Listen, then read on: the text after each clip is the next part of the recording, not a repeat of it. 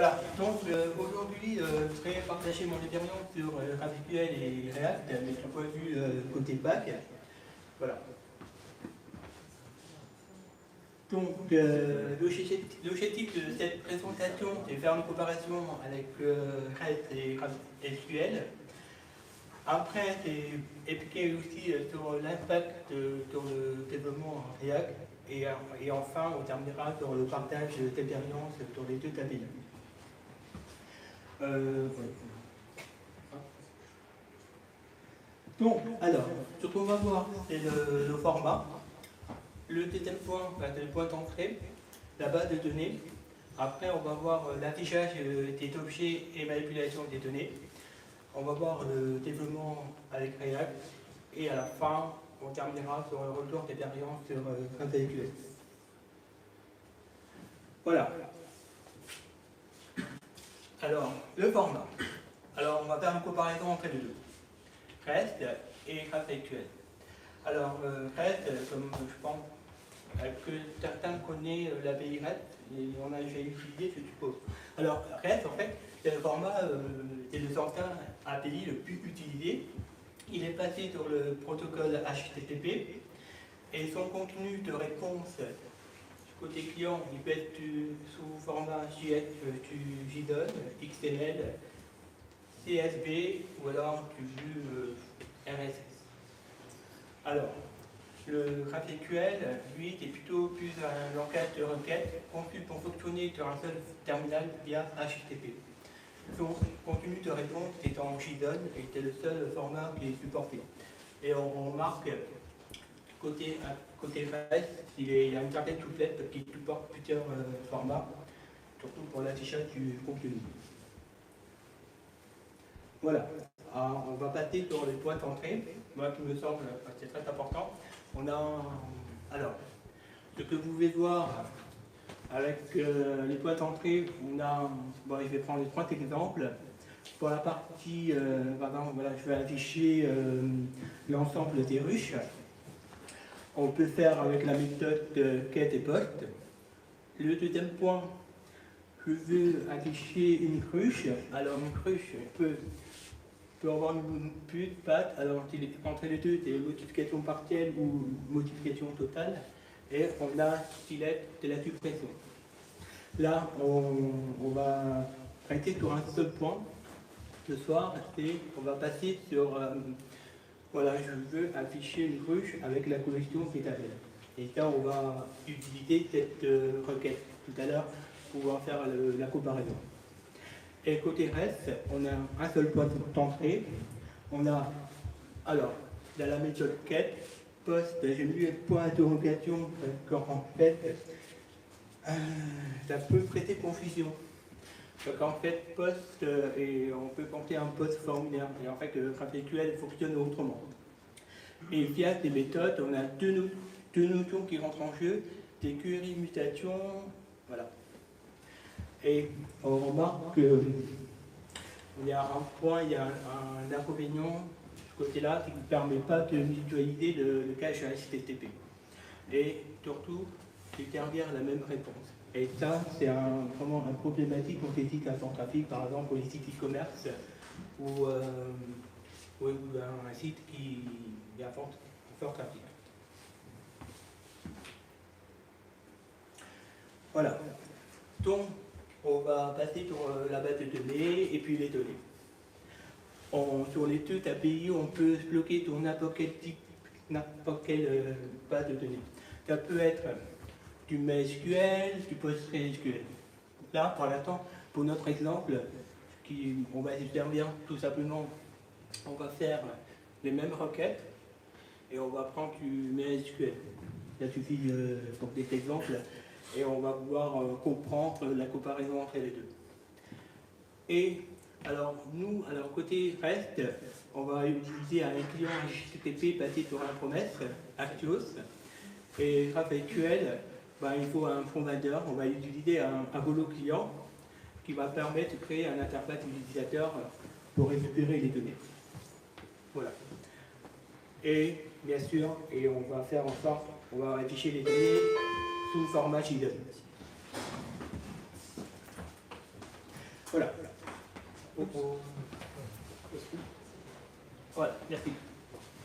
Donc, voilà. Donc, on va créer 3 tables, la ruche, la veille et puis le rôle. Et on va faire une jointure, entre la ruche, alpha-dit et relative pour ton rôle. Voilà. Donc, alors, on avait dit tout à l'heure qu'on va faire la même requête SQL pour les deux. Et on va sélectionner l'ensemble des abeilles associées à leur rôle et vivant dans la même ruche. On a une requête, voilà. Et on va passer en paramètre une valeur ADI, on va prendre une valeur ADI de la ruche. Voilà. Alors, donc on continue, et ensuite, avec côté l'API REST, sachant que on va faire une requête, on va définir un format pour afficher l'ensemble des données.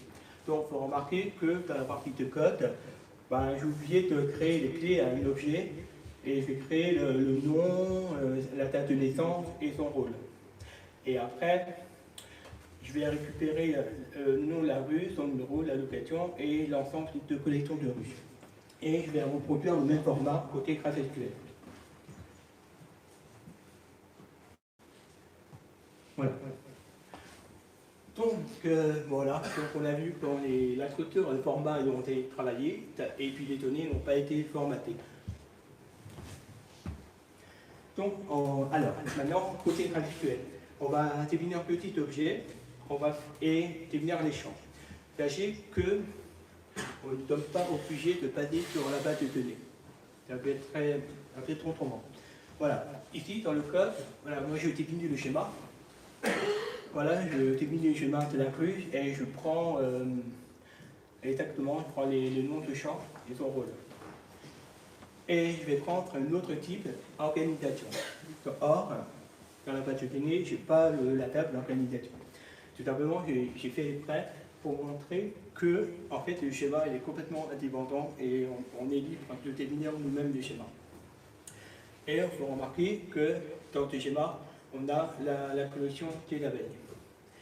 Un point important, c'est qu'en fait, vous remarquez que les données, par exemple, on a les types de champs sont définis. On a un fort typage en fait. Fort typage côté la définition des champs. Ce qu'on n'a pas côté REST. Et on va faire une query. Voilà, c'est ma requête. Je reprends exactement la même requête et je vais passer la valeur ID associée à l'organisateur. Voilà, donc je continue mon code et ce qu'il faut savoir, c'est que, alors on a vu avec côté REST, on structure les données et on alimente les données. Les données, en fait, on les alimente via le resolver.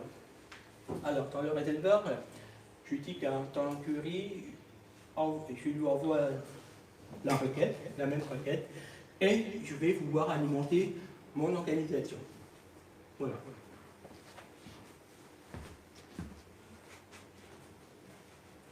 Donc, voilà. Bon, une fois que j'ai compris le format côté GRET et j'ai défini les schémas côté GraphQL, donc je vais afficher un tableau et un objet pour l'API GRET.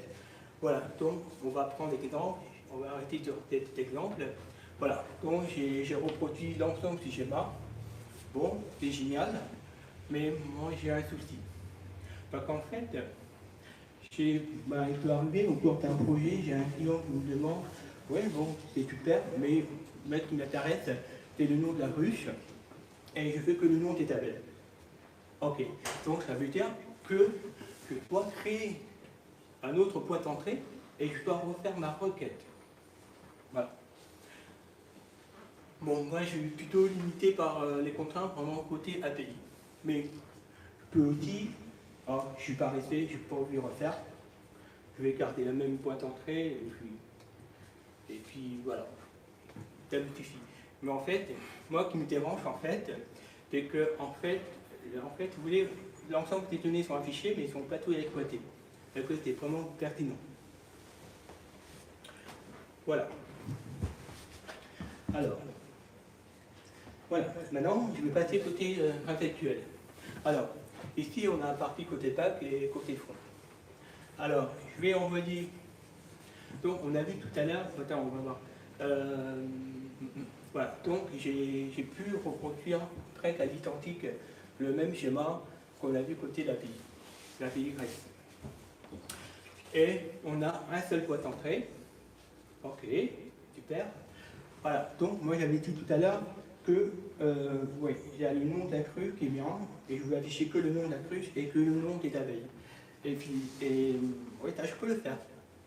Donc, ça veut dire, il suffit que j'enlève add number et j'enlève add location et je garde p-name. Et ça, c'est possible.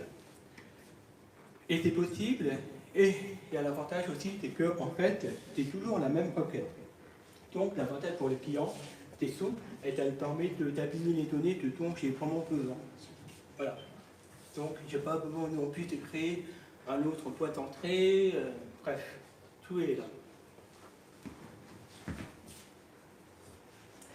Voilà, c'est super. Pour maintenant, je vais apporter un point de vue côté React, même si j'ai côté Pack, mais en fait, j'ai quand même fait une partie du développement côté React. Alors, on peut très bien faire du React sans Redux, c'est vrai, on peut le faire.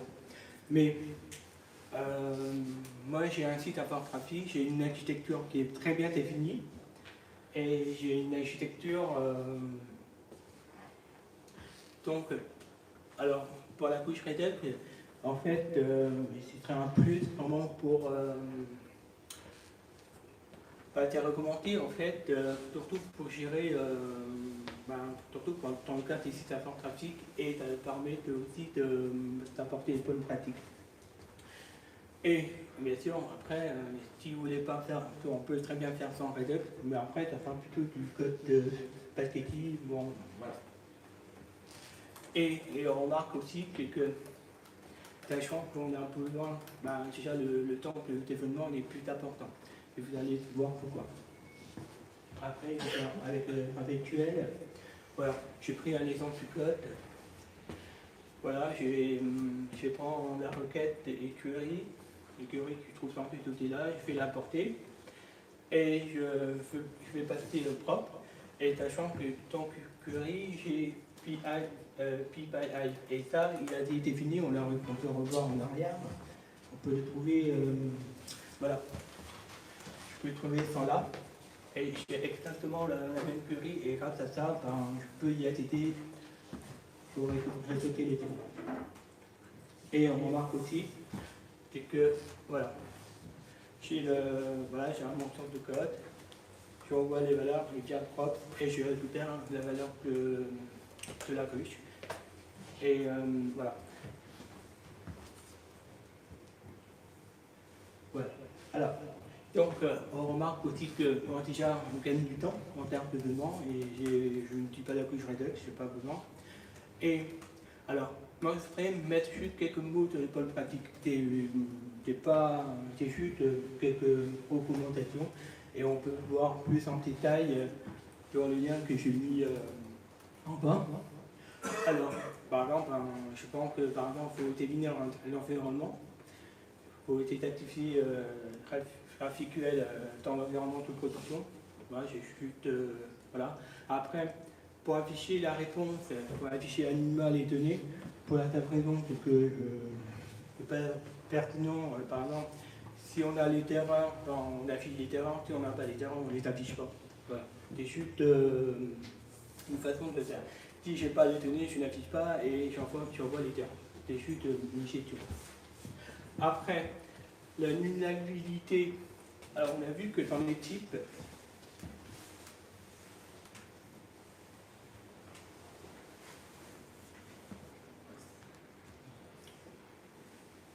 voilà. Dans les types, quand on parle de nullabilité, par exemple, il est possible d'avoir une donnée nulle.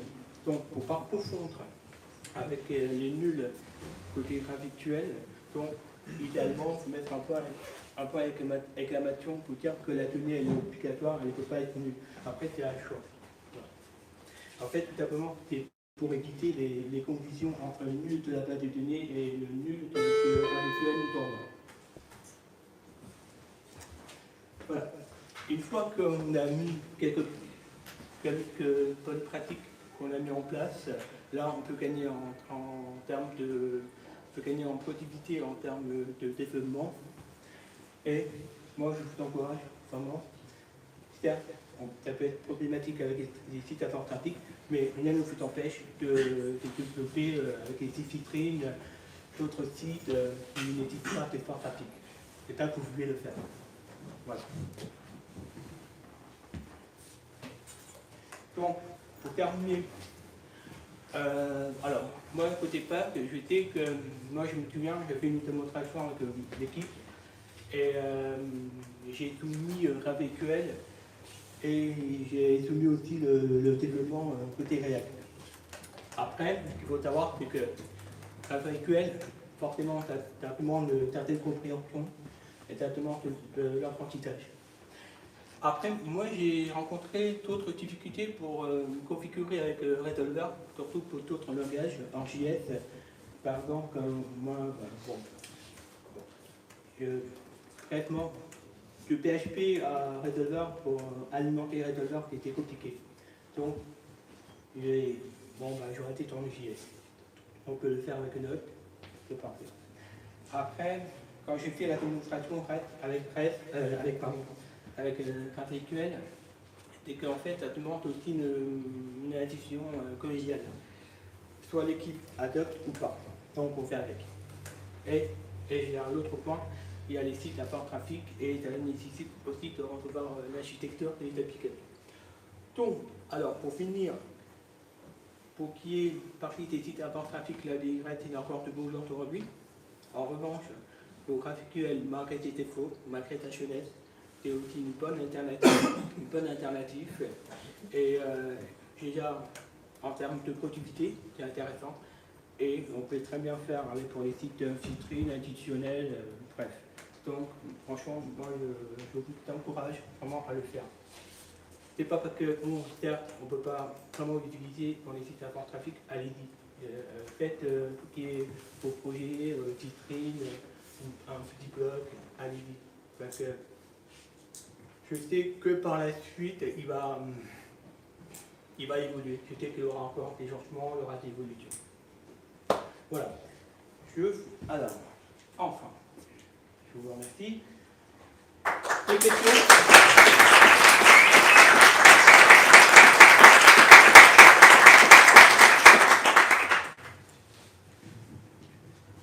Niveau performance, oui. Entre les deux, quel est le ratio pour l'affichage de données? Alors, la performance, ouais. Par exemple, j'ai vu qu'il y a dans les bonnes pratiques, par exemple, il y a la possibilité il y a une librairie qui s'appelle DataLoader, qui permet qui a été mis en place par Facebook et qui permet de mutualiser le cache données. Et ça, on peut le faire. Par contre, pour HTTP, les caches HTTP, pour l'instant, c'est pas possible. Donc, malgré ça, on peut encore mutualiser surtout la partie données. La base de données, on peut mutualiser les caches. Ça, c'est encore possible. Mais ça va venir par la suite. Et moi, je crois que si on arrive à résoudre ce problème de HTTP, là, moi, je dirais go, on peut faire du GraphQL full. Par contre, reste, je ne dis pas que c'est pas bon, mais c'est très utilisé aujourd'hui. Et la plupart des projets qui sont sur l'API REST, vous faites oublier de prendre comme tel et on fait avec. Et après, ça dépend des fonctionnalités que vous voulez développer. Voilà, si une fonctionnalité ne nécessite pas vraiment un fort trafic, machin, après, voilà. Oui. Pour le cache, pour le système de cache, tu sais qu'à Toulouse, par exemple, il y a un système de cache, et même dans leur site, ils encouragent les fidèles à utiliser leur cache, utiliser le store, et tout ça. Et c'est tellement bien fait. Alors, est-ce que ça résout le problème ou c'est plus que ça? Alors, est-ce que le problème de cache, vous avez rencontré d'autres problèmes de cache ou... Ouais. Parce que Pardon, C'est pas un cache devant. TCP, mais Je suis devant. Peut-être, tu sais, bon, je prends, je vais faire avec la BIRET et RAP. Moi, je sais qu'avec la BIRET, on peut mutualiser les caches pour la simple raison que si on veut, monsieur m'a parlé de la performance, c'est simplement le cache aide à la performance. Le problème, c'est avec UL, j'ai un seul point centré. Et c'est un peu, je peux pas mutualiser en fait.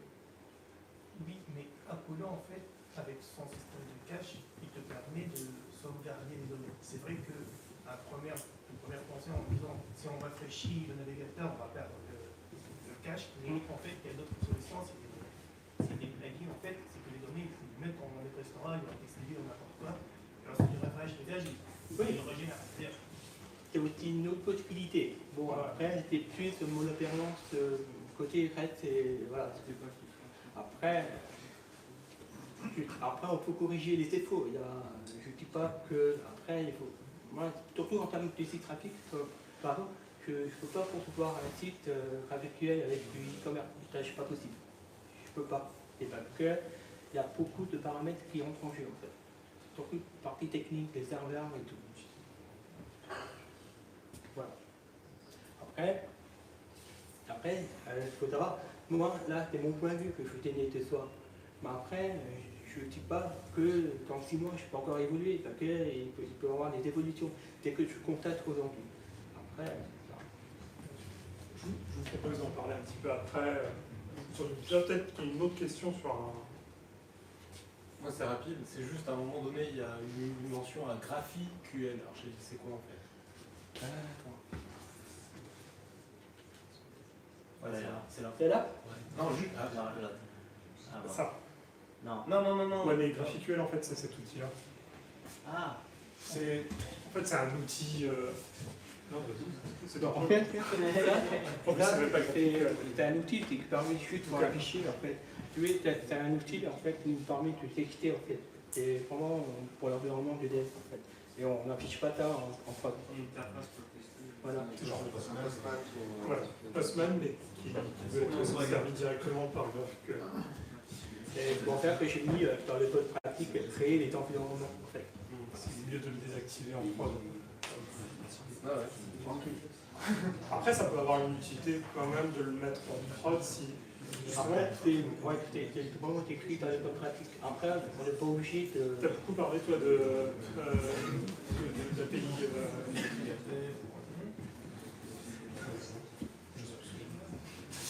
En fait, Ma problématique, moi, c'est surtout en fait la différence entre les API publics et les API privés. C'est pas une histoire de fort trafic ou faible trafic. Et sur des API publics, on peut justement lui laisser ce genre d'outils parce qu'on veut justement que les utilisateurs ils découvrent ton API. En tout cas, est-ce qu'il y a une autre question? Une dernière question? Bon, ben, merci.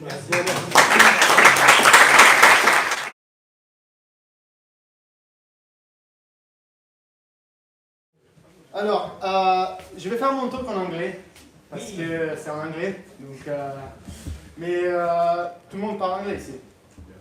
Ok, cool.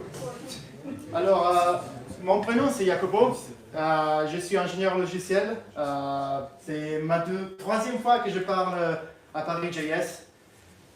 Actuellement, j'habite à San Francisco et je travaille pour une boîte qui s'appelle GoDaddy. Et in my last 8 months, I worked on making secrets better in our company. So, how many backends here? Like, how many full stack? All right. So, you might be familiar with Kubernetes secrets, right? So, for who is not familiar with Kubernetes secrets, Kubernetes secrets are a resource in Kubernetes that helps you store and access basically sensitive information in your cluster, right? So if you have password, keys, certificates, you can just like somehow bring it in your cluster through like this type of resource. And the cool stuff about Kubernetes secrets is that that can be mounted as a pod's volume. So a pod is sort of like a container, it's a Docker container. Actually, it's a little bit something else, but a pod can have multiple containers inside, but in this case, in this scenario, we just think about a pod like a Docker container, right? And we can basically mount a secret as a pod, as a volume. So we can just, in our Node application, we can just do fs read sync MySQL password, and read the value of that stuff and use it to connect to our MySQL. Otherwise, another way is that we can consume it as a... The problem about Kubernetes secrets is that the data is stored in base64, which is basically plain text, right? In the secret manifest. And so, where do we store our secret manifest, right? So initially, in our company, we stored the secret manifest in GitHub. We had a private repo where we just store all our secrets there. We are on GitHub Enterprise, so it's not a public GitHub, which makes things a little bit better, but it's still kind of not nice. So the motivation why I work in my team to try to improve our secrets is because all our services run in AKS, which is Kubernetes managed Kubernetes in Amazon. And we already use Kubernetes secrets, which were in our GitHub. So the point was that we were kind of awful at managing secrets. We had no privacy, bad rotation. Actually, we had no rotation at all.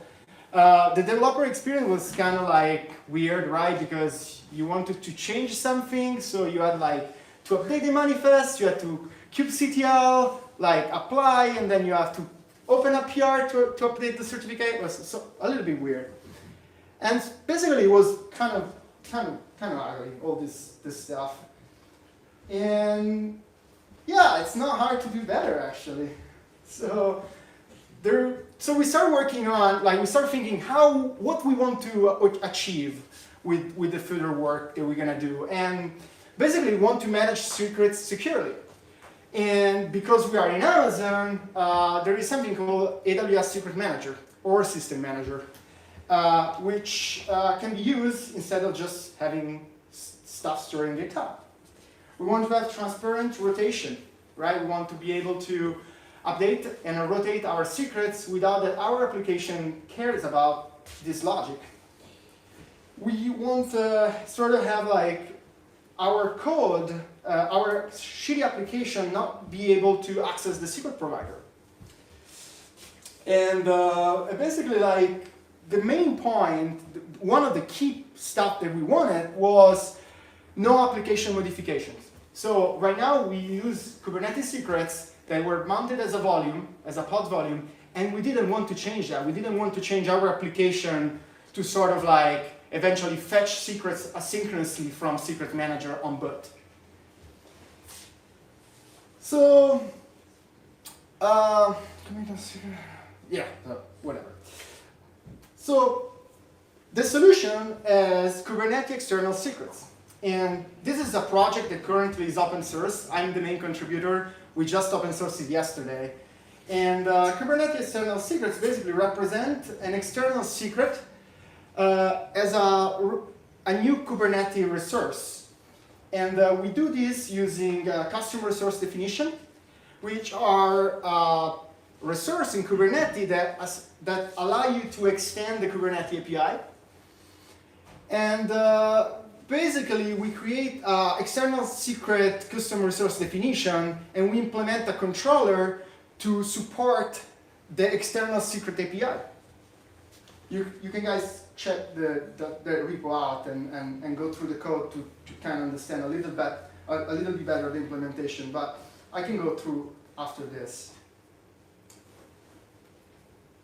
So this is what external secret look like. So we have a bunch of metadata stuff, and then we have the name of the external secret. In this case, it's a law service, and we have a secret descriptor. And that's the key part, right? We specify where to get that data for that secret property. So in that case, the allow secret, the password property, we say that we're gonna get it through Secret Manager, and the key in Secret Manager is allow service -password. And what the project does is, what the controller does is that it gets the secret, external secret, and he converts it, basically. He declares, he fetches the data from the AWS Secrets Manager based on the metadata that we specify and the external secret manifest. And it creates in Kubernetes Kubernetes secrets, right? Which is basically what we already used before. This time, we actually stored in GitHub that manifest, whereas no data in base64. It's just a bunch of metadata that tells the controller where to get the data from, right? And this is going to be created in the cluster, but it's not stored anywhere else. So this is an example how to use Secrets Manager, right? So that's me, that user there, or maybe you tomorrow. And we have the secret data in AWS Secrets Manager, which has a very simple interface to do that. And then we create an external secret, and we just kubectl apply because it's like just another resource. It's just that it's something customized. So we push that into the cluster, and the external secrets controller, which is available on GitHub, and you guys can install in your cluster, basically keep polling external secrets, and when there are new external secrets,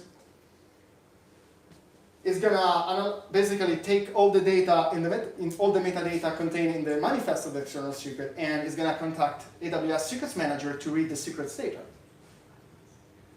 And finally, it creates the secret object in the cluster, and your pod can access the secret, can mount the secret as a volume or consume it as a variable.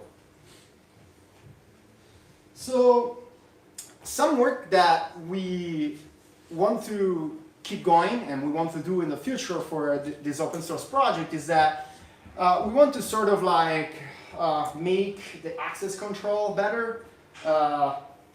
Sort of right now, there is not actually any access control. Once you deploy the controller in the cluster, the controller can somehow access to all the namespaces. And tomorrow we want to eventually restrict that per application or per organization. And one of the other things that we really want to do, and it might not be open source, but it's something that we still want to do, is that today we use cloud. We have our own backend to generate SSL certificates, right? And how we do now is that we generate our certificate, we download it on our machine, and we upload it in Secrets Manager, and that's how we push certificates into our cluster. Tomorrow, eventually, we want to avoid that process and get the secrets directly out of our custom backend. So the idea is basically to extend to other backend type, and that can be SQL, it can be Dino, it can be wherever you guys want to store your secrets. Currently, it supports AWS System Manager and Secrets Manager, but really the idea is to extend that to any third-party backends. So there are a bunch of other work around. There is this project that encrypts secrets and stores again, these slides are available. If you are interested in this subject, you can go and check out these resources.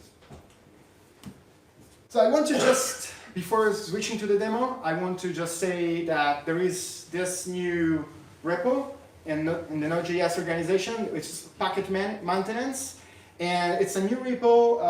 You can add yourself in, and it's basically a discussion around how we can help, basically it's to help getting Node.js models organization better. And you can contribute to that. And the VP of engineering in our company, it's really involved into this, so I just want to mention it. And eventually I'm going to get a promotion for that. No, I'm kidding. So yeah, this is it. I'm going to show you a demo. because I think that's what's best. So here is, do I have time? Mais, oui, mais plus gros. Ok. Le timing. Alors,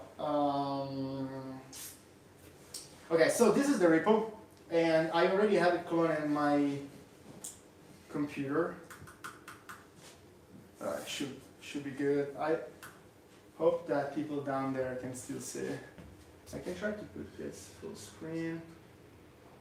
All right, so I'm gonna run the controller locally as a development in development mode, but it will work the same if it runs into the cluster.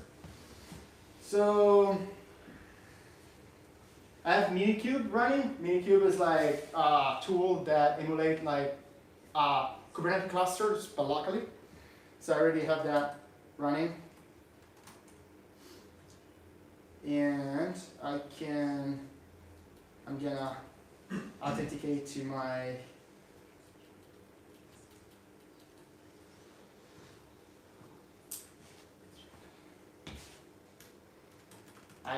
authenticate to Amazon to get the credentials. That should really be done. Does it want my MFA? Yes. Corporate policy. So many shit.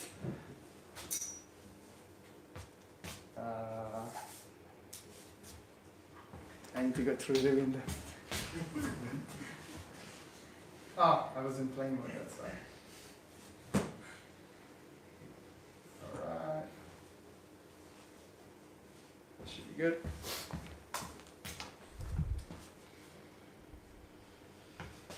Alright, so now what I'm gonna do is that first of all, I'm gonna start a controller. Again, this is run locally outside the cluster, but it can run into the cluster as a deployment. And there are all the instructions on the GitHub for how to run this. And so the next step is that I'm gonna add the data in Secrets Manager. I already created the data. As you can see, the last time that this data got access is tomorrow, and after I'm gonna do my demo, it's gonna be today. So again, it's like secrets name, hello service password. The password is 1234, and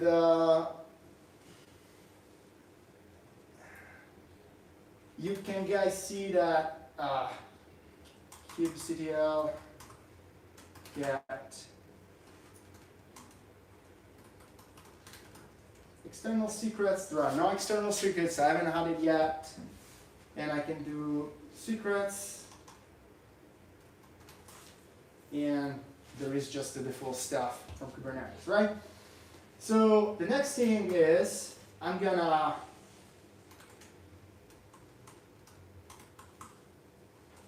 deploy this, right? So it's my external secrets manifest.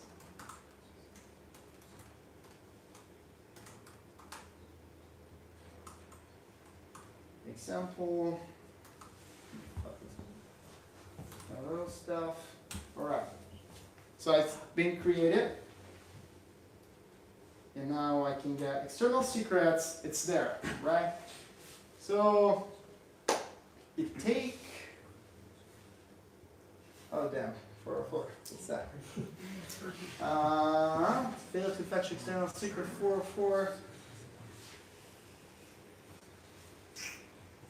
Let's wait a little bit. All right, it worked.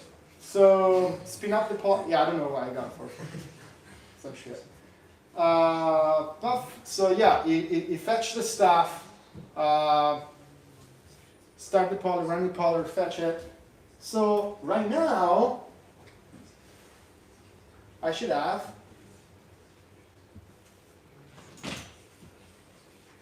my secret, which I swear to God, I tested like before doing this and it was working.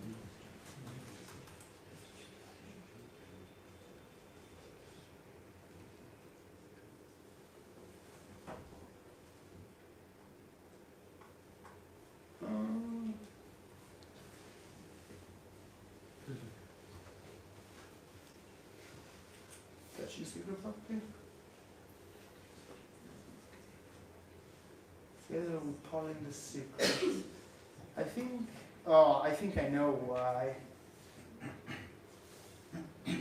I know why. It's because it's this bash profile crap that I have to.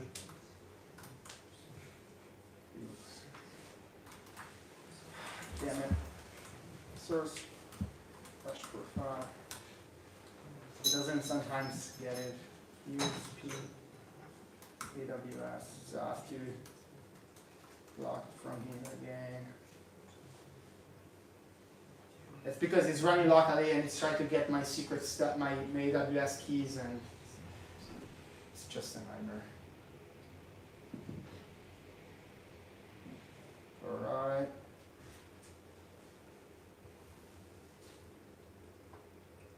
Yeah, if it doesn't work, just pretend it worked.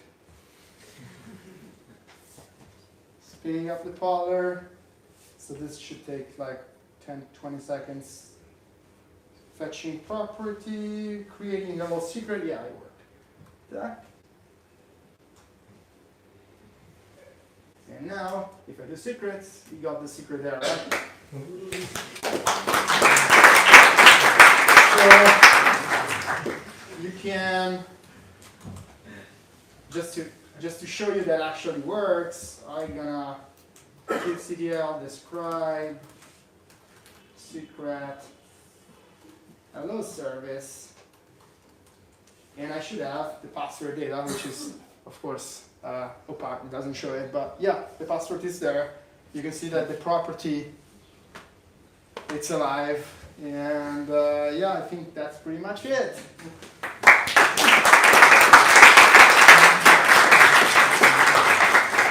So, juste, je reviens en français. En fait, si ça vous intéresse, vous pouvez, il y a un petit lien, Join on Slack. Vous pouvez nous rejoindre notre GoDaddy.org et discuter de ça. On a aussi des autres trucs qu'on travaille en ce moment, plutôt cool. Si vous êtes sur du Kubernetes et vous faites beaucoup de Kubernetes, on a pas mal de projets en ce moment pour du Kube. On a Kubernetes Client, qui en fait c'est une module en Node. En fait c'est un client Kube, ça wrap en fait le kubectl, mais c'est pas du wrap autour du kubectl, c'est complètement fait en JavaScript. Et je suis contributeur sur ça, et il y a un autre projet qui s'appelle Terminus, et c'est pour gracefully shutting down your cluster, your pods in your cluster. So voilà, c'est tout. Merci. Merci d'avoir des questions. Est-ce qu'il y a des questions? Tu nous as montré le manifeste du secret, du external secret, mais où tu décris où ou comment trouver le secret. Ok, attends, je vais. Ah, donc.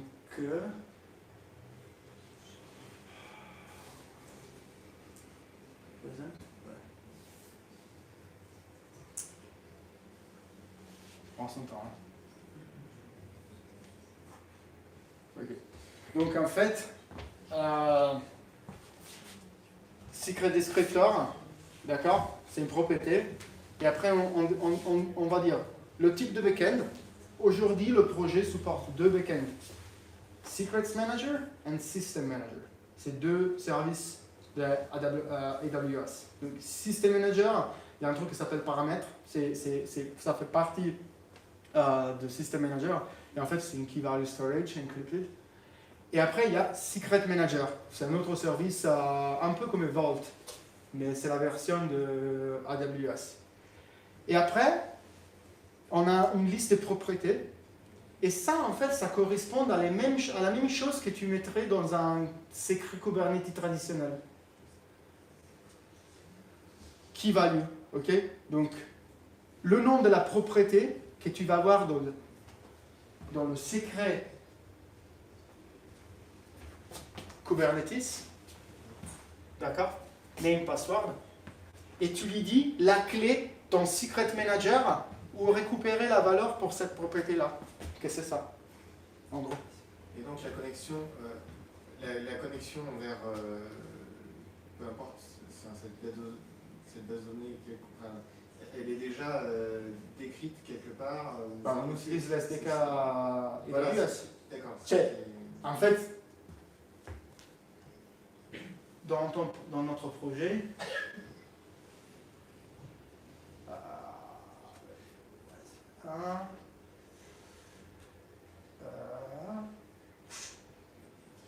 par exemple, backend, secret manager.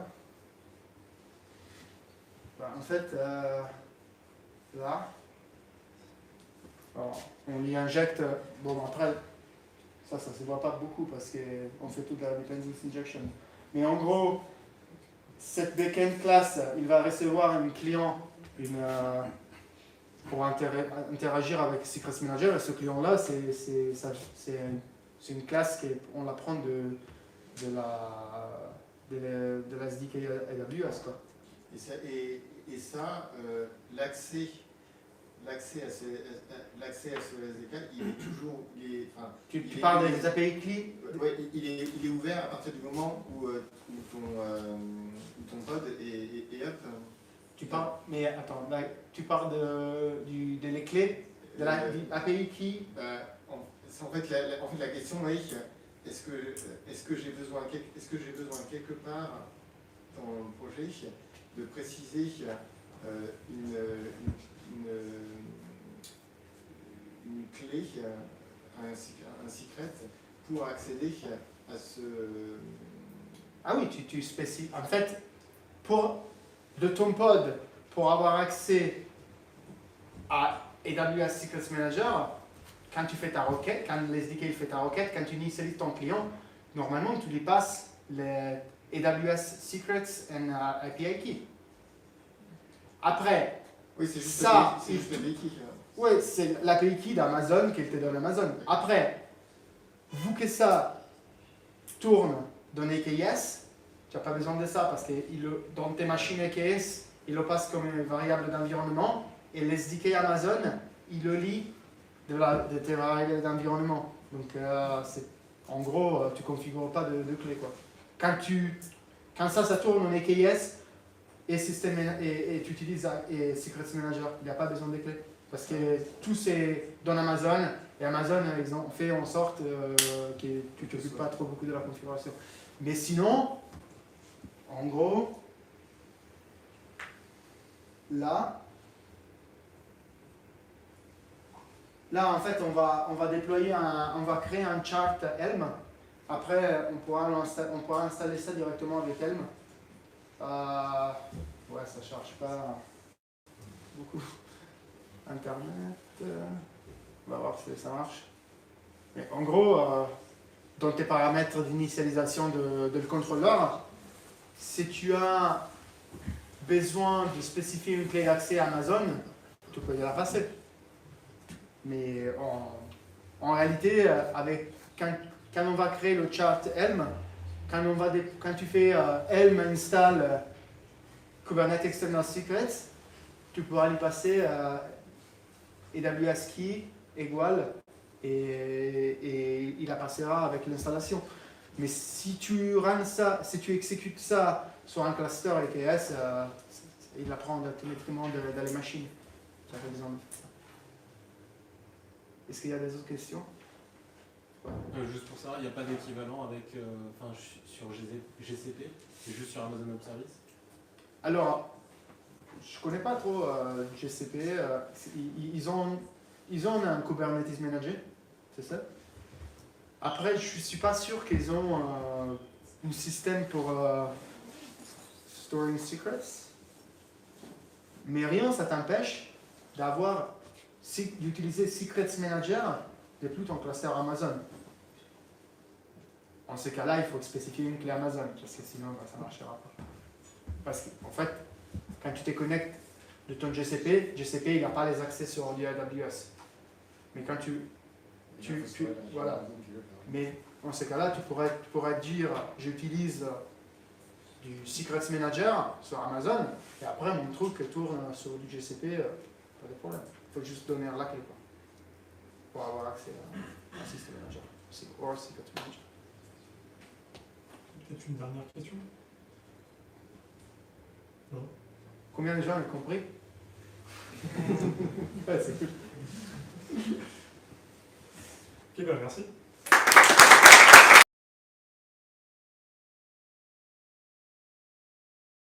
Et bonsoir à tous.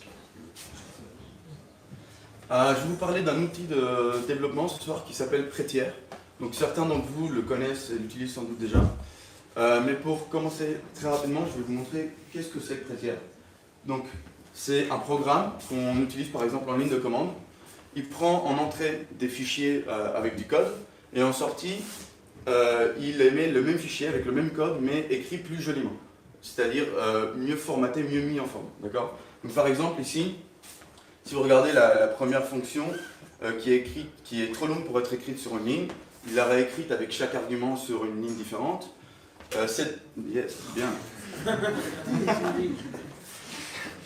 C'est bien. Il faut attendre que ça. Bien joué, le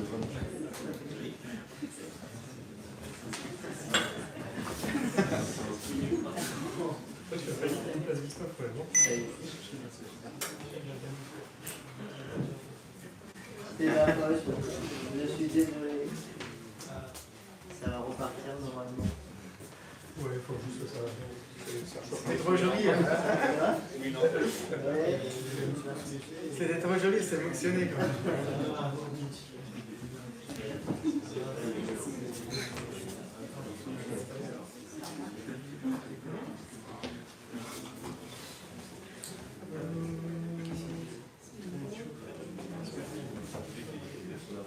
Ah oui.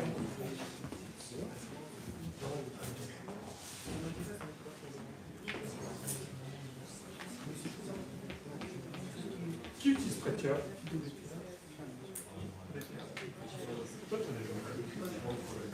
C'est pas tout le monde. Tu peux convaincre encore la moitié.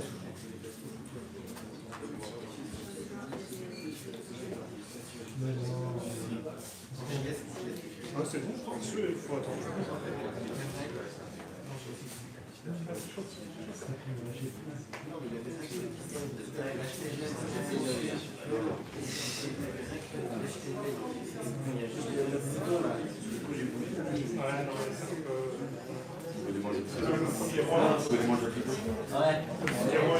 Tu as pris en vidéo ça? Tu voulais le mettre sur YouTube? Tu postes le lien sur du Meetup? Ouais. Ok. Ce sera sur le site. Si t'es sur ça, Sur ce serait France.js. Non. Sinon, ce sera sur le site. La vidéo, ouais.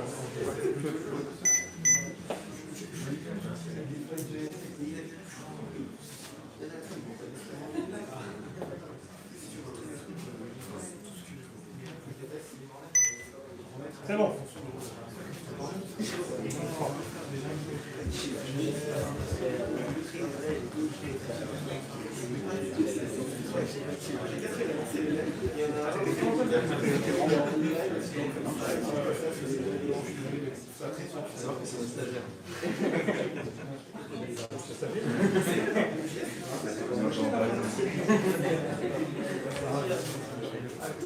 Alors,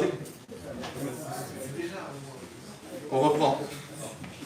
Donc comme je disais, il prend du code, il le réécrit, mieux écrit. Donc là, pareil, il y a une autre ligne qu'il avait mis, c'est la même, la let num en plusieurs lignes. Là, il y a un espace en trop, il l'a enlevé. Là, le commentaire n'est pas aligné sur le let, il l'a aligné, etc., etc. Donc ça indente, ça rajoute, ça enlève des espaces, ça met sur plusieurs lignes, ce genre de choses. Pourquoi je vous parle de Prétière? Pour deux raisons. J'ai deux objectifs avec ce talk. Je veux vous montrer d'une part que Prétière est meilleur pour la mise en forme automatique que les autres outils qui existent déjà et qui le font déjà, qu'il a une vraie valeur ajoutée et que c'est intéressant de l'utiliser. Et deuxième raison, pour vous montrer que c'est facile de le mettre en place sur n'importe quel projet, même des gros projets avec beaucoup de code, des grosses équipes. Et que du coup, donc ça c'est important puisque ça veut dire que vous n'avez pas besoin de demander est-ce qu'on peut le prioriser dans 6 mois quand il y aura du temps. C'est quelque chose qui vraiment ça se fait en quelques jours pour toute l'équipe, même pour des grosses équipes. Donc en général on peut le prioriser assez rapidement et bénéficier de tous ces avantages sur le long terme à partir de ce moment-là sans problème. Donc Prettier c'est bien, Prettier c'est facile, voilà le sujet. Du coup, Prettier c'est bien.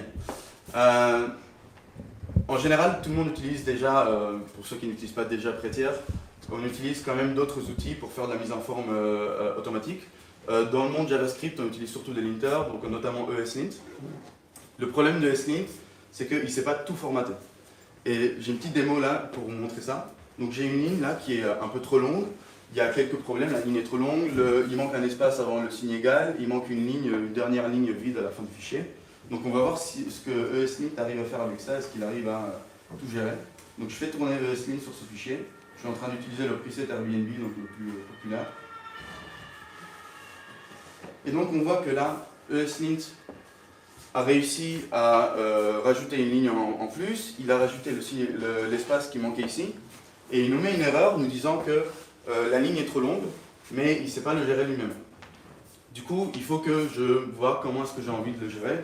Par exemple, ce que je peux faire, c'est je peux mettre ici les arguments de cette fonction sur plusieurs lignes. D'accord? Je mets ça comme ça, je refais tourner ESLint pour voir si tout va bien, et tout va bien, il n'y a plus d'erreur.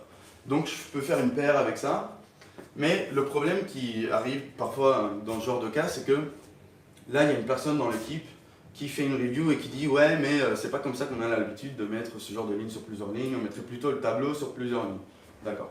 Du coup, je reviens dessus, j'enlève un peu ce que j'ai fait, et je mets le tableau sur plusieurs lignes. Je refais tourner ESLint pour être sûr que tout va bien, que je respecte nos conventions de mise en forme.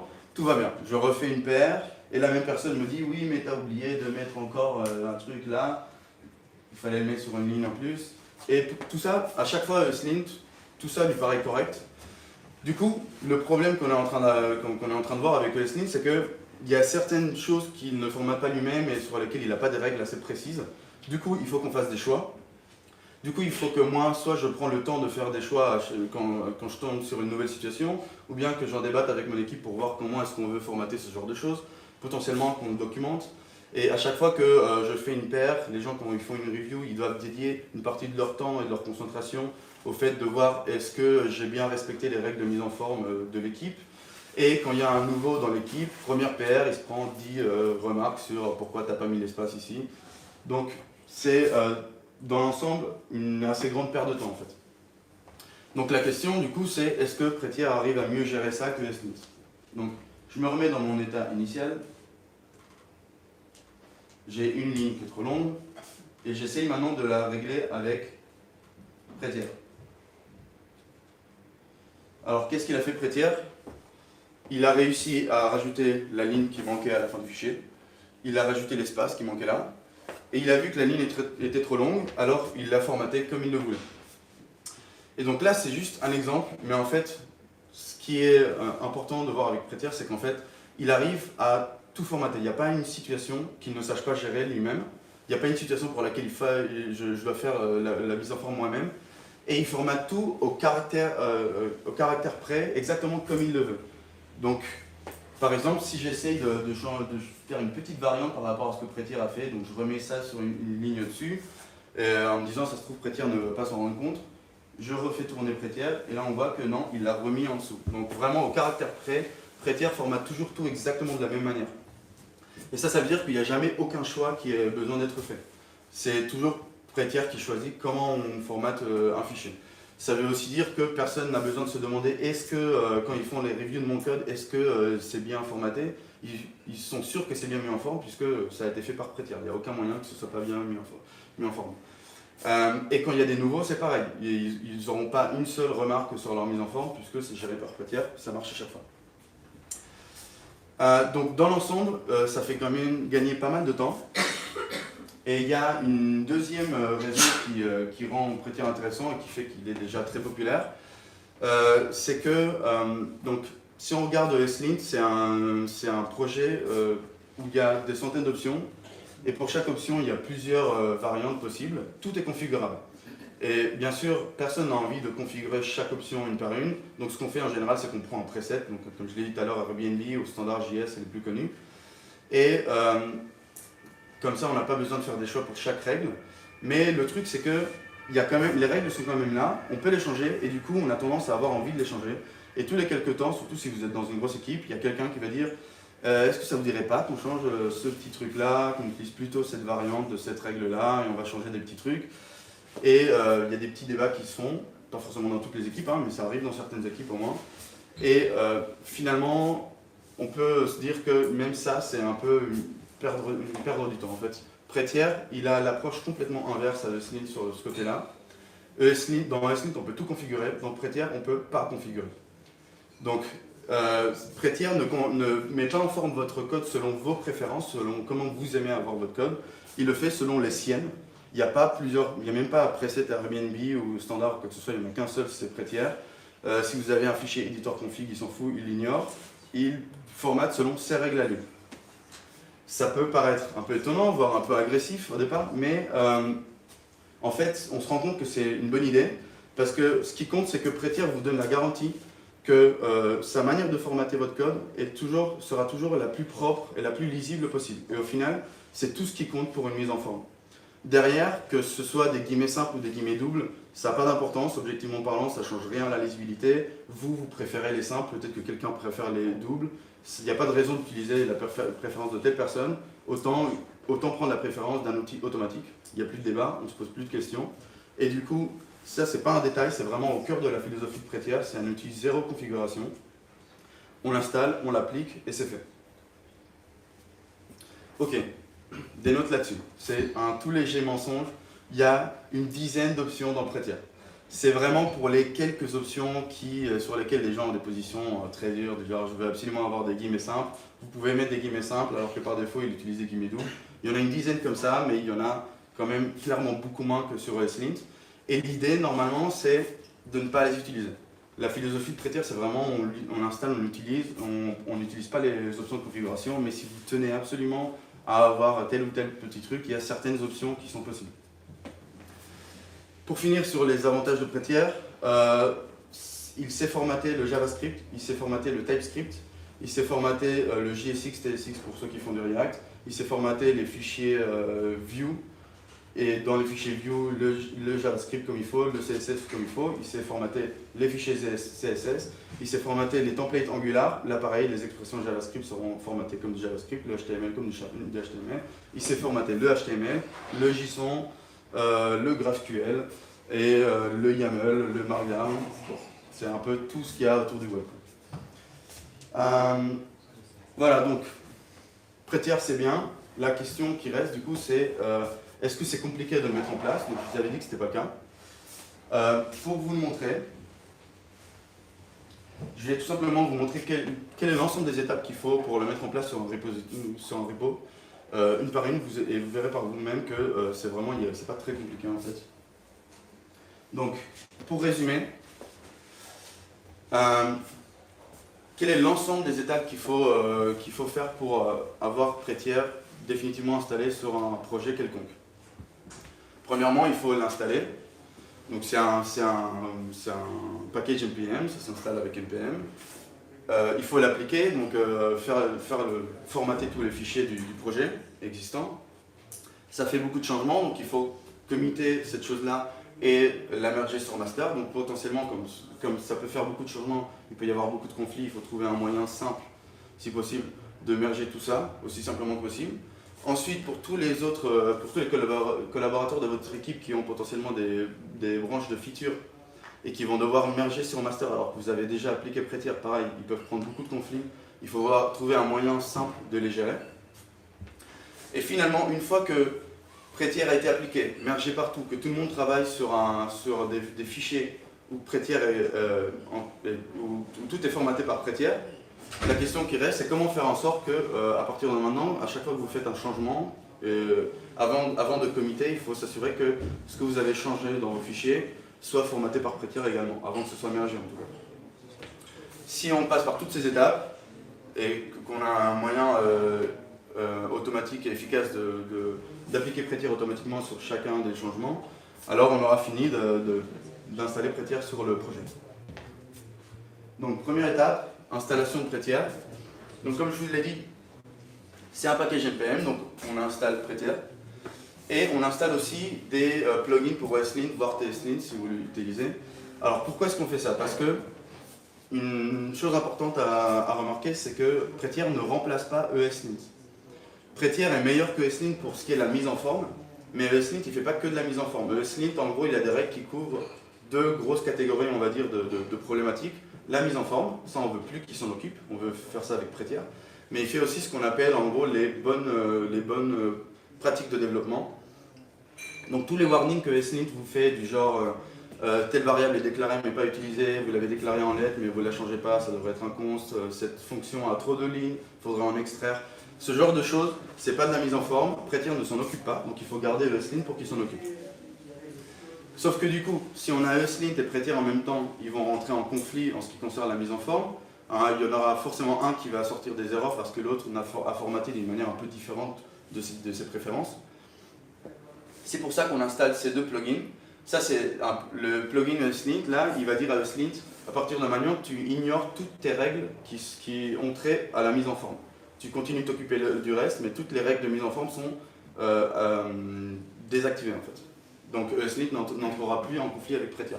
Pareil avec ce plugin pour TSLint. Donc on installe les plugins, on les rajoute dans les configurations de ESLint et TSLint. Et ensuite, dans un autre commit, vous pouvez appliquer Prettier en ligne de commande. Donc là, ça va prendre tous les fichiers TS, JS, vous pouvez l'appliquer sur tous les fichiers qui vous intéressent. Et ça va appliquer Prettier dessus. Ça fait beaucoup de changements et l'idée c'est de mettre ça dans un commit à part. Pourquoi? Parce que ce commit ne doit pas être reviewé. Les autres, il faut les reviewer, mais ce commit, non. Pourquoi? Parce que c'est l'output d'un outil automatique et ça ne sert à rien d'essayer de reviewer ça. C'est comme, dans ce sens-là, c'est un peu comme Uglify.js par exemple. Quand vous mettez un code en production, avant de le mettre en production, vous le faites passer par Uglify.js, personne ne va lire l'output de Uglify.js pour s'assurer qu'il n'y a pas de bug, ou voir ce qu'il a fait, d'accord? C'est pareil pour Prettier.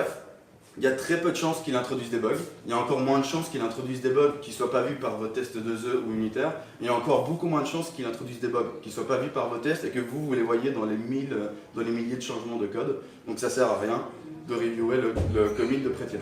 Vous pouvez regarder pour voir un peu ce que ça a donné, mais ce n'est pas à reviewer. Pour finir, vous pouvez aussi mettre une ligne, normalement il faut le faire, dans votre CI. Donc ça c'est la variante list different de Prettier. Ce qu'il fait c'est qu'il va prendre tous les fichiers que vous lui passez. Il regarde est-ce que Prettier l'aurait formaté différemment et si c'est le cas, il va exit avec un code d'erreur différent 0. Et comme ça vous pouvez mettre ça dans le JetKeysFiles, Travis ou quoi que ce soit de manière à ce que si quelqu'un fait une paire ou quelque chose n'est pas proprement formaté par Prettier, eh bien vous aurez une erreur et ce ne sera pas mergé. D'accord? Une fois que vous avez fait tout ça, vous pouvez faire une paire avec votre installation de Prettier et l'application de Prettier et la faire reviewer. Sauf les changements de Prettier. Du coup, ensuite, on se retrouve dans une situation où vous avez appliqué Prettier dans une branche, vous l'avez fait reviewer, on a approuvé votre paire. Mais entre-temps, potentiellement, il y a d'autres gens qui ont déjà mergé des choses sur master, vous voulez merger votre branche sur master. Le problème, c'est que potentiellement, vous allez avoir beaucoup de conflits. Comment vous les gérez? En fait, il y a un moyen simple de le faire. Vous faites un rebase de votre branche Prettier sur master et vous ignorez tous les conflits. Vous prenez tout ce qui est sur master, parce que ça c'est du code écrit par des gens, c'est du code business. Vous acceptez tout ce qui vient de master, vous ignorez les changements de Prettier et vous réappliquez Prettier par-dessus. Du coup, vous vous retrouvez avec une branche qui n'a plus de conflit avec master et où tout est bien formaté par Prettier. Et vous allez pouvoir merger ça maintenant, d'accord? Donc vous n'avez pas du tout besoin de merger manuellement les conflits à ce moment-là. Situation suivante, on imagine une autre personne dans votre équipe qui a une branche de feature. il veut la merger sur master, mais entre-temps, vous avez mergé pré-tiers sur master, donc il va avoir le même problème. S'il essaie de faire un merge, il va avoir plein de conflits. Comment est-ce qu'il fait? Pareil, il y a une procédure à peine un peu plus complexe. Il fait un premier rebase sur le dernier commit avant pré-tiers. Là, c'est comme d'habitude, s'il y a des conflits, il les gère manuellement. C'est des conflits entre du code écrit par deux personnes. Deuxième étape, il rebase sur le commit qui est appliqué pré-tiers. Cette fois-ci, il fait comme vous, il ignore tout ce qui vient de pré-tiers, il prend ses changements à lui, il accepte ses changements à lui, et il réapplique pré-tiers par-dessus. Donc, plus de conflits, et tout est bien formaté par pré-tiers, et il n'y a pas eu besoin de gérer manuellement les conflits. Et finalement, il fait un rebase sur master, et là, encore une fois, il n'y aura que des conflits dus à du code écrit par des personnes, c'est à résoudre manuellement comme d'habitude. Mais au final, il n'aura jamais eu besoin de gérer les conflits dus à l'application de pré-tiers elle-même. D'accord? Donc ça, ce workflow-là, c'est pas un truc officiel, c'est moi qui l'ai imaginé. En vrai, il y a d'autres variantes possibles, et peu importe votre workflow Git, ce qui importe, c'est de savoir qu'il y a toujours une manière comme ça, en ignorant les conflits qui viennent de pré-tiers, de facilement faire en sorte que tout le monde se retrouve sur une branche où pré-tiers a été appliqué, sans avoir à galérer sur des merge conflits. Du coup, ce qui reste comme question, j'avais dit ici que on avait besoin d'installer et appliquer pré-tiers, c'est fait. De merger sur master, de merger les autres branches par rapport à pré-tiers, c'est fait. Qu'est-ce qui reste maintenant pour avoir fini d'installer pré-tiers? C'est de faire en sorte que, à partir de maintenant, à chaque fois que quelqu'un fera un changement, avant de merger, encore mieux avant de committer, il faut qu'il applique pré-tiers sur le code qu'il écrit. Pour faire ça, il y a deux manières de le faire principalement.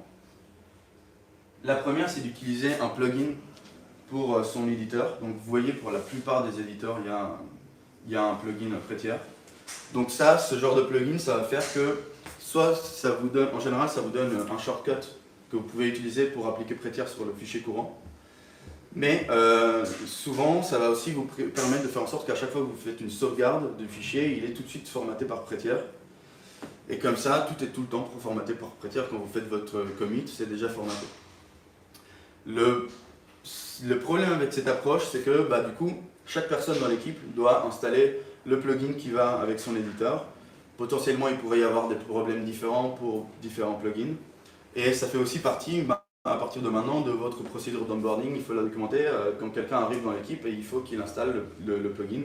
C'est pas forcément très lourd, il y a des gens qui choisissent cette approche. C'est juste une petite étape en plus. Une autre approche, qui est un petit peu plus automatique, je vais vous la montrer. C'est d'utiliser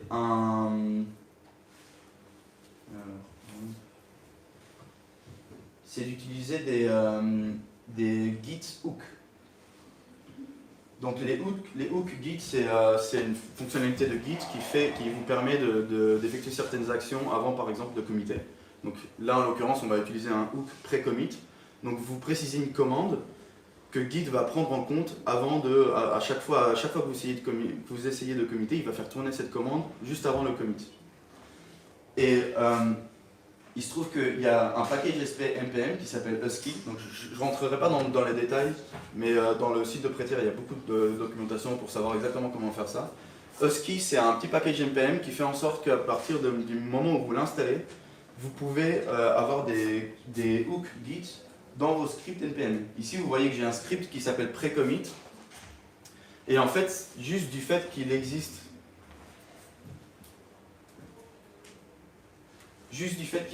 un script pré-commit dans mes scripts, et bien à partir de maintenant, si j'essaye de faire git commit, il va faire tourner cette commande avant le commit.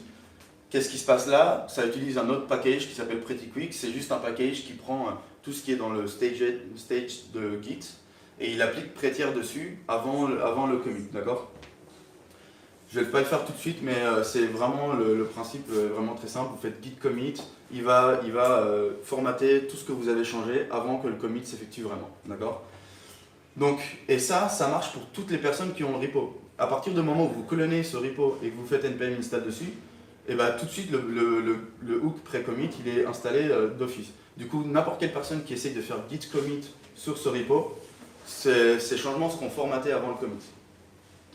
Bien sûr, il y a un petit log qui dit on a changé, tel fichier a été formaté. Ça reste un truc que tout le monde n'adore pas ça. Il y a des gens qui n'aiment pas les choses qui sont un peu trop automatiques, faites sans qu'on ait rien installé. C'est un peu surprenant. Ça reste quelque chose qu'il faut peut-être documenter, à la limite. Mais voilà, il y a deux choix, il y a deux options. Soit vous laissez la responsabilité aux gens de faire ça avec un plugin par exemple, soit vous pouvez rendre ça plus automatique grâce à ce genre de mécanisme. Du coup voilà, Prettier c'est bien, Prettier c'est facile à mettre en place sur un repo. J'espère vous en avoir convaincu pour ceux qui ne l'utilisent pas déjà. Bien sûr, je vais partager les slides avec tout le monde et le repo que vous avez là, donc ça vous donne aussi les outils si jamais ça vous intéresse, si vous avez besoin de convaincre vos collègues. Les slides sont assez utiles pour avoir la démarche sur comment faire facilement pour merger les différentes branches. C'est ce qu'on a utilisé dans mon équipe quand j'ai fait mettre en place Prettier. Donc si vous êtes intéressé, n'hésitez pas à les utiliser pour convaincre vos collègues, vos managers. Voilà, merci.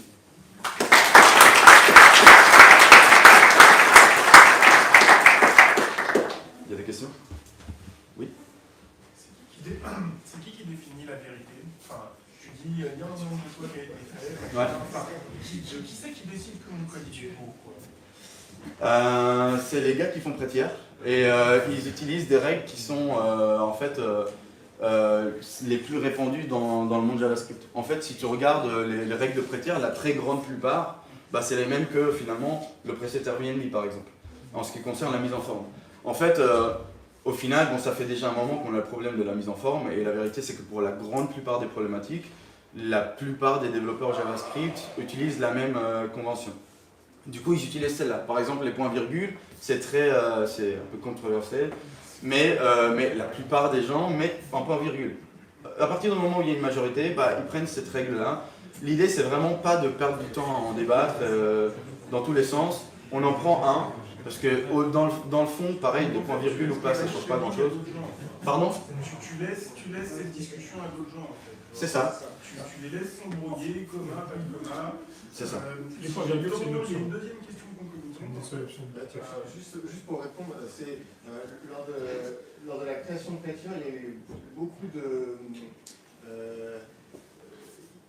ils ont demandé énormément à la communauté, genre, ce bout de code, comment vous l'écrivez, plutôt comme ça, plutôt comme ça, plutôt comme ça. Et, enfin, je sais pas, il y a 1 an et demi, 2 ans, je pense que vous vous rappelez peut-être, il y a tout le monde qui s'écharpait sur ah non, c'est plutôt comme ça qu'il faut l'écrire. Et ils ont pris énormément de choses en compte pour émettre ces règles. Donc ça n'a pas été fait par hasard. Il y a beaucoup d'avis qui ont été pris en compte pour faire Prettier. Je posais vraiment des questions, hein. Je pense qu'on essaie de descendre le truc. C'est pour être honnête, mais c'est intéressant de savoir qui c'est qui définit la vérité quand on parle d'un truc où tu as quand même un truc opinionné, quoi. On parle vraiment de la vérité, il n'y a pas moyen de changer ça. Enfin, notamment, clairement, comme à Dengue ou non, c'est des vraies questions, quoi. Ça peut faire mal aux yeux, ça peut éviter des erreurs. Je vais montrer le logo, c'est important. En fait, le fait qu'il formate, moi je trouve que tu t'en fiches en fait, puisqu'il le fait vraiment pour toi. Alors que Stint, tu devais quasiment corriger les erreurs toi-même pour une partie. Prettier là, il le fait. Donc, du coup, en fait, s'il met les premiers ou pas, bah, c'est lui qui se débrouille. D'autres questions? Prettier n'est pas parfait. Non, il est pas parfait. Il suffit de voir les changements de chaque nouvelle version, tu vois qu'il y a des trucs qui ont été améliorés. C'est vrai que toi, Ils sont assez durs à faire changer leurs règles. Moi, j'ai déjà voulu faire une PR, je sais plus sur un truc, enfin changer, parce que moi je trouve dans JSX, c'est pas beau ce qu'il fait vraiment. C'est super dur à faire changer leurs règles. Le problème, c'est que ça arrive avec tout le monde et c'est important sur les projets de tout le monde, donc c'est très compliqué. Oui. En fait, moi, c'est pas une question, mais je vais partager quelque chose avec vous, rapidement. En fait, j'ai utilisé Slim, j'ai utilisé Prettier. Et après, en fait, j'ai trouvé que la meilleure chose, c'est de combiner les deux. En fait, Slim config Prettier, elle ne désactive pas tous les règles de formatage. Il désactive des règles de formatage qui sont en conflit avec Prettier. Du coup, on peut toujours profiter de Slim, parce qu'il peut toujours fixer quelque chose et quelques règles qui peuvent s'appliquer. Et il y a Prettier, Slim, CLI. Ça, c'est un outil, c'est sur GitHub, vous pouvez voir. En fait, ce qu'il fait, c'est qu'il applique les prêteurs, et après, le résultat, il le fait passer à ESLint avec l'option fixe. Tout en ayant ESLint, config prêteur qui désactive les règles de formatage. Du coup, tu es sûr que le code qui est formaté par prêteur et après par ESLint, à la fin, le résultat, il ne va pas être en conflit avec prêteur. Et bah, c'est ça, après, pour que ce soit automatique, moi aussi j'utilise aussi avec Namestage. Du coup, c'est automatique dès que tu commits, bah, tu veux committer, ce qu'il va faire, il va appliquer la commande et derrière il va remettre tes fichiers en mode staged. Après, c'est la fin. Après, c'est surtout la question du débat et formatage. On se pose aussi la question, il y a toujours des débats dans les équipes, non, il faut faire comme ça, il faut faire comme ça. Là, on se pose la question du Ouais. Moi, je veux juste poser une question par rapport au pré-commit. Ce serait pas mieux de faire tourner ESLint au lieu de Prettier, enfin là, Pretty Quick? Pourquoi ce serait mieux de faire tourner ESLint? Je sais pas, c'est une question que je pose parce que je me dis ça peut corriger aussi des erreurs. Bah, potentiellement, ça pourrait être rajouté. Hein. Mais mieux, je sais pas si c'est mieux. Tu peux avoir les deux. C'est intéressant d'avoir les deux, peut-être. Tu peux les rajouter de toute façon, tu peux rajouter dans ton projet, tu peux rajouter les deux.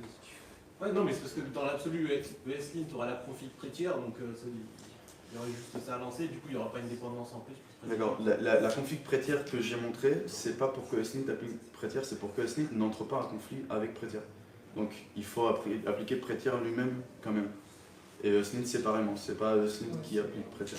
Par contre, avec l'outil qu'il a proposé, ça pourrait être les deux en même temps. D'autres questions? Merci. Ok.